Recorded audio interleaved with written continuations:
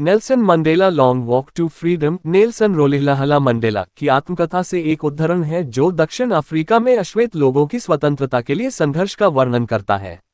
10 मई 1994 को Nelson Mandela ने 3 शताब्दियों से अधिक समय तक श्वेत शासन के बाद दक्षिण अफ्रीका के पहले अश्वेत राष्ट्रपति के रूप में शपथ ली। उनकी पार्टी ने दक्षिण अफ्रीका के इतिहास में पहले लोकतांत्रिक चुनावों में 400 में से 252 सीटें जीती थीं। प्रिटोरिया में यूनियन बिल्डिंग्स एम्फीथिएटर में हुए उद्घाटन समारोह में कई देशों के कई गणमान्य व्यक्ति और राजनीतिक हस्तियां शामिल हुए थे। अपने भाषण में मंडेला ने सभी गणमान्य व्यक्तियों को सम्मानपूर्वक संबोधित किया और अपने साथी देशवासियों को आश्वासन दिया कि उनका देश कभी भी एक समूह द्वारा दूसरे पर समान दमन का अनुभव नहीं करेगा। पहले अश्वेत राष्ट्रपति के रूप में अपना संकल्प लेते हुए उन्होंने देश में लोकतंत्र की स्थापना की और कहा कि जाति, रंग, पंथ या नस्ल के बावजूद लोगों का कोई भेदभाव नहीं होगा। उन्होंने आश्वासन दिया कि सरकार हमेशा देश के सभी लोगों के साथ उचित सम्मान और समानता का व्यवहार करेगी।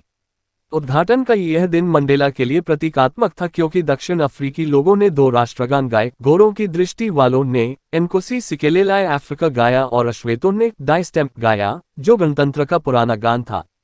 इन सभी घटनाओं ने मंडेला को याद दिलाया कि कैसे पहले गोरे लोगों द्वारा काली चमड़ी वाले लोगों का शोषण किया जाता था।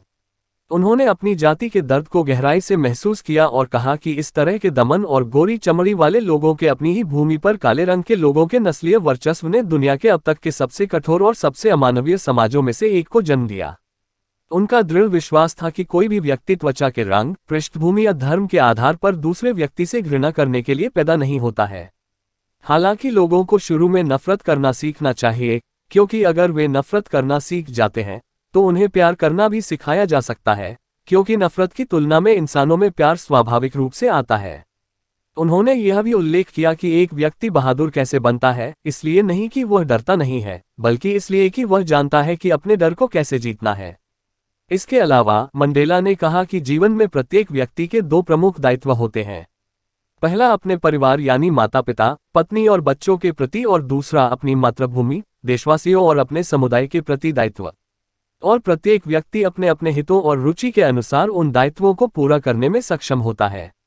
हालांकि दक्षिण अफ्रीका जैसे देश में एक अश्वेत व्यक्ति के रूप में इन दोनों दायित्वों को पूरा करना मुश्किल था, इससे पहले कि लोकतांत्रिक की लहर किसी तूफान की तरह से देश पर हावी हो गई।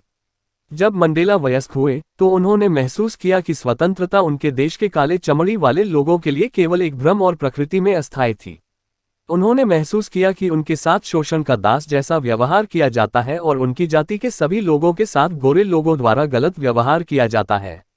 मंडेला के अनुसार स्वतंत्रता सभी के लिए अविभाज्य थी, लेकिन उसके रंग और जाति के लोग अत्याचार की जंजीरों में बंधे थे।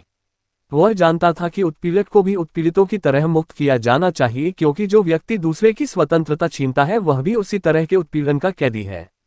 इस प्रकार उत्पीड़क भी स्वतंत्र नहीं है और स्वयं को दमन की जंजीरों में जकड़ा हुआ महसूस करता है।